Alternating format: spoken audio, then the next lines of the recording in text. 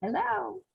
Oh, hello, welcome to Burlesque Galaxy. I'm Bradford Scobie. I am thrilled and delighted to be welcoming April March to the shoe. Hello, April. Hello, Bradford. How are you? I'm fantastic now that we're chatting. We just finished chatting about 20 minutes ago. I know, right? So, So we are here to discuss April March's autobiography, Reflections of My Life. This is my slightly used copy, which I have been poring over. And although I read at a third grade level, I plowed through this thing. It is so delightful and it's full of wonderful nuggets, a lot of old school showbiz gossip. I love all this stuff. yes. So April, I guess I'm going to ask you your tagline, the First Lady of Burlesque. How did you get that title? All right. Well, the April March, as you know, from the book, I got when I got into burlesque in Dallas, Texas, Barney Weinstein, that owned the Theater Lounge there, and his brother Abe owned the Colony Club.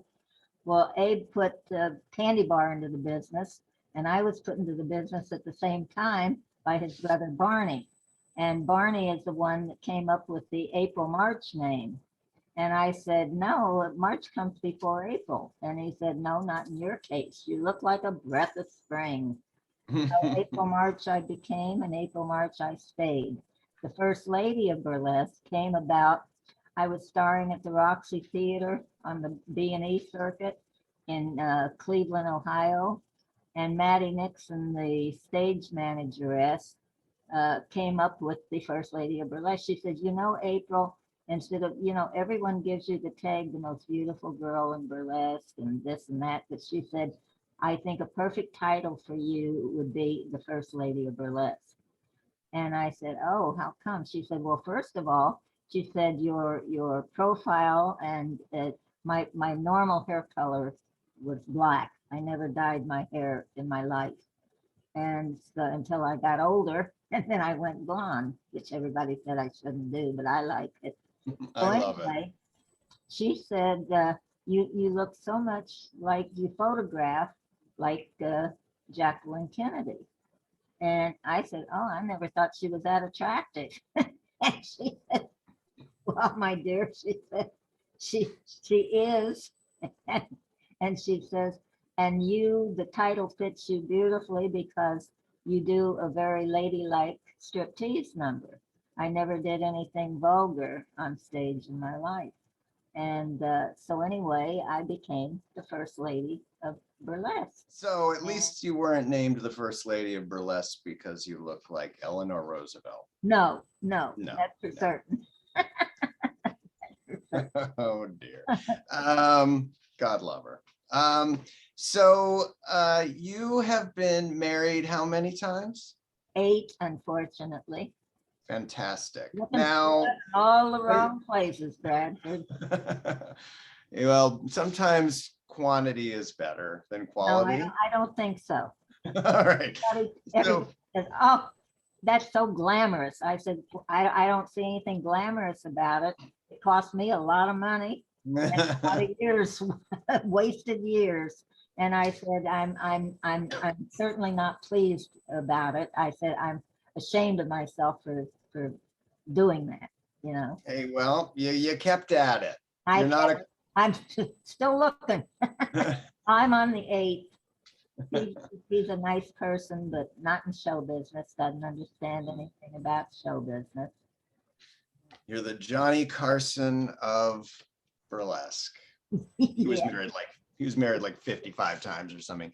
right. So of those marriages, I am intrigued by your gay husband. Oh, yes. Well, the old saying goes, a girl's got to keep her hairdresser. Yes. That's convenient. So that said, I can ask you a personal question. You may. did you ever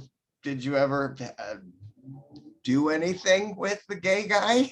Did you guys have sex? No, because his boyfriend spent our wedding night in the same bed with us. Oh, no. Wait, three of you? Yeah, Oh my. well, it wasn't a, they cuddled. I turned back. So I married him for the reason his parents were elderly parents. And this was back in the 50s when gay wasn't accepted as well as it is now. And he Yeah. didn't want his parents to know he was gay. And Mm. so he asked me if I would marry him. And I knew he had a partner, Bill, but my gosh, he was a fantastic hairstylist. Not as good as Brandon, but at at the time he'd do, that's so we got married and I lived in Oklahoma City at the time. I was born and raised there. And we went to a little town called Ada, Oklahoma, where his parents lived. And they saw that he was married and they were very happy for that. And uh, unfortunately, I got all these divorces, but I found out later I could have had them annulled because most of them I wasn't married any length of time. So, oh well, my money, my misfortune. Oh, bummer. Oh yeah, bummer. So I have another naughty-ish question. Okay. So you were courting Mel Torme, Yes. the Velvet Fog. Is that what they call him? Yes. Right.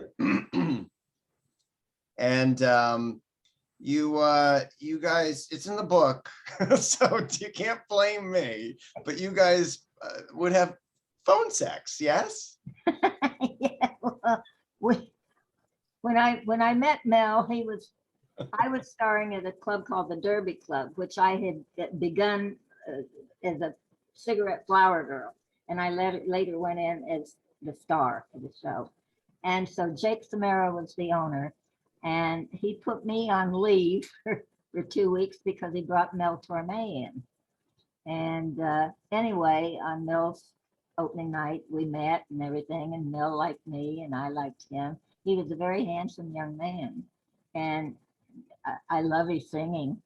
I still, he was very arrogant, but he's a genius because he played every musical instrument there was to play. Anyway, to make a long story short, he asked me out on a date.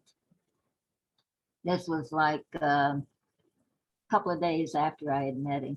So he told me he was short and I was taller than he was.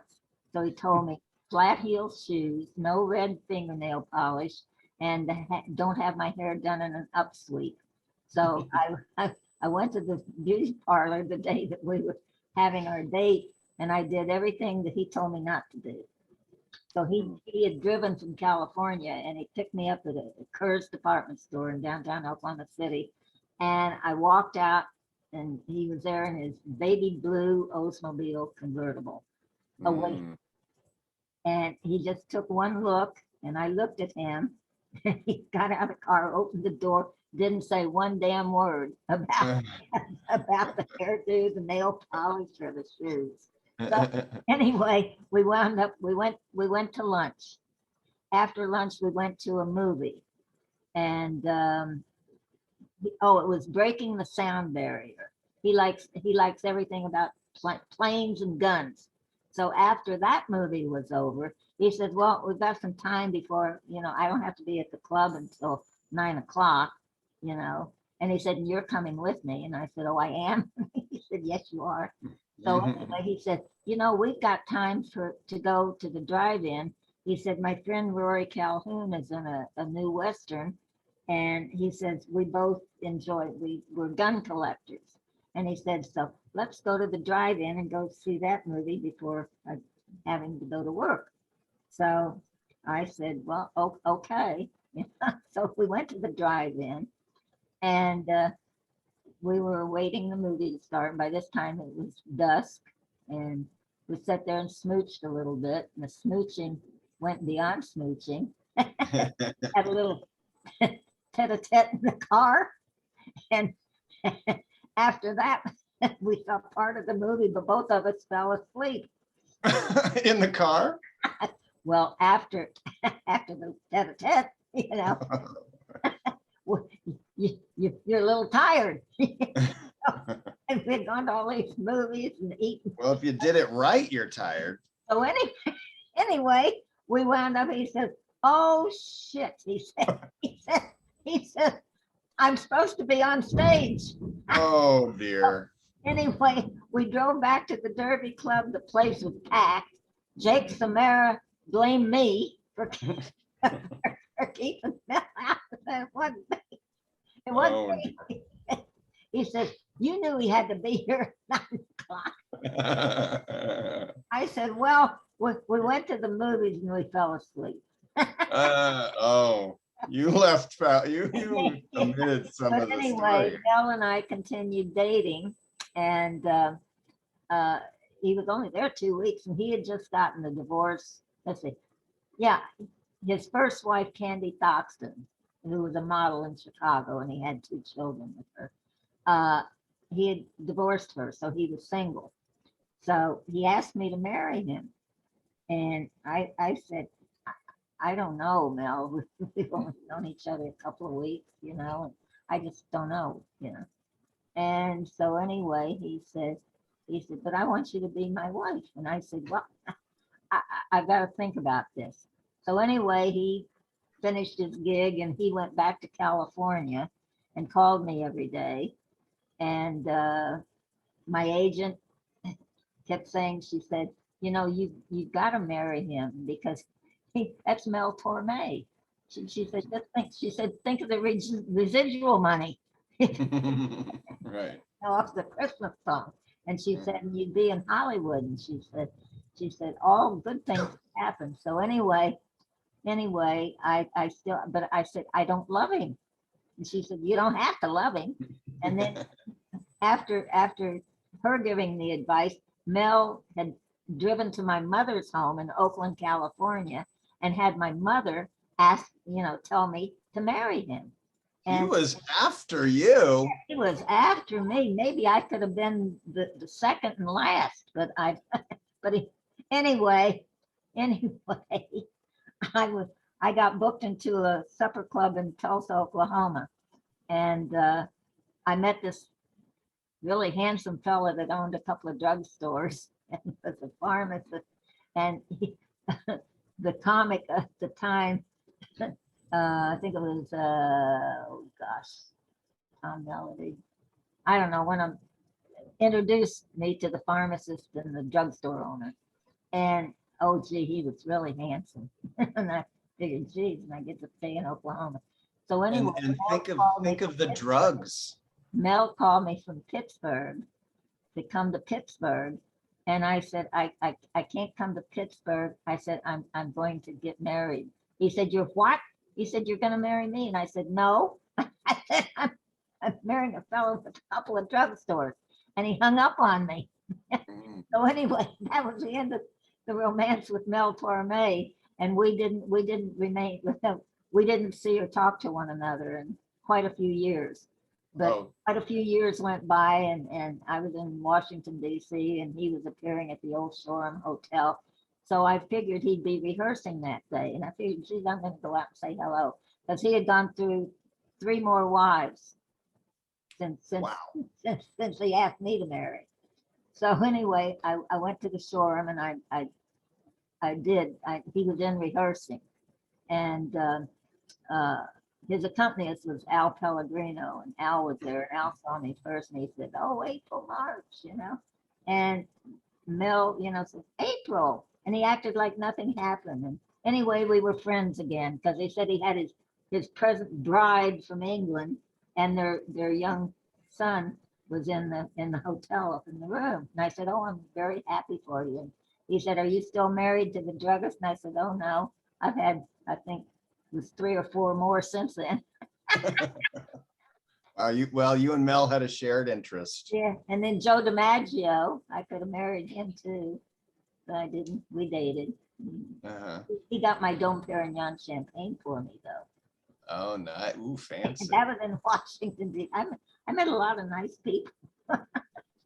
Well, you managed to bob and weave out of my phone sex part of the question, but Go ahead. I'll no, it's all right. I'll drop it. I'm moving on. Okay. I'm moving on. So the comics that you worked with, is there a tale you'd like to tell about any of these? I'm always quite fascinated with these guys, these burlesque comics. Well, you know, when burlesque was very in the young stages of burlesque, the comics were the stars of the show. Mhm. And then it wasn't until people like Gypsy Rose Lee and Ann Corio, when they came along, you know, then the stardom shifted to the women Mhm. instead of the men, which was, I think, really unfair. Um, I worked with, oh, I guess maybe there must have been 12 burlesque comics still left alive. And I worked with all of them. And most of them were married to burlesque women. They were Oh, the really? talking women, but then they also did a striptease number on the show in the theaters.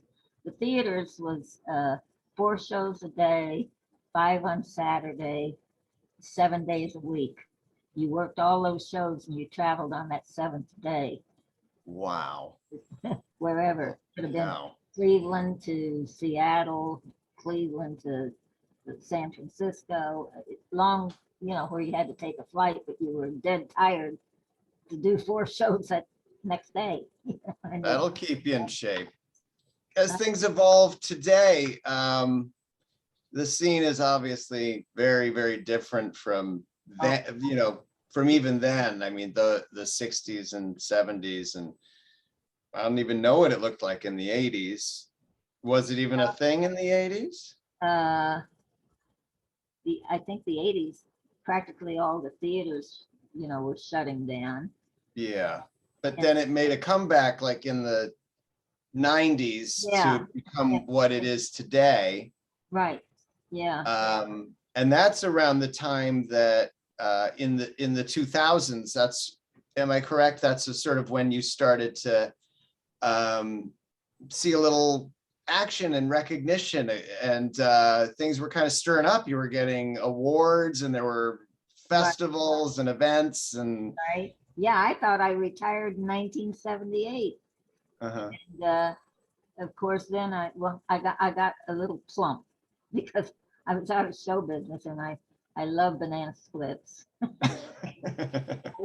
There's a funny story, I think, in the book about this 12-foot blow up of mine being stolen in Wildwood, New Jersey.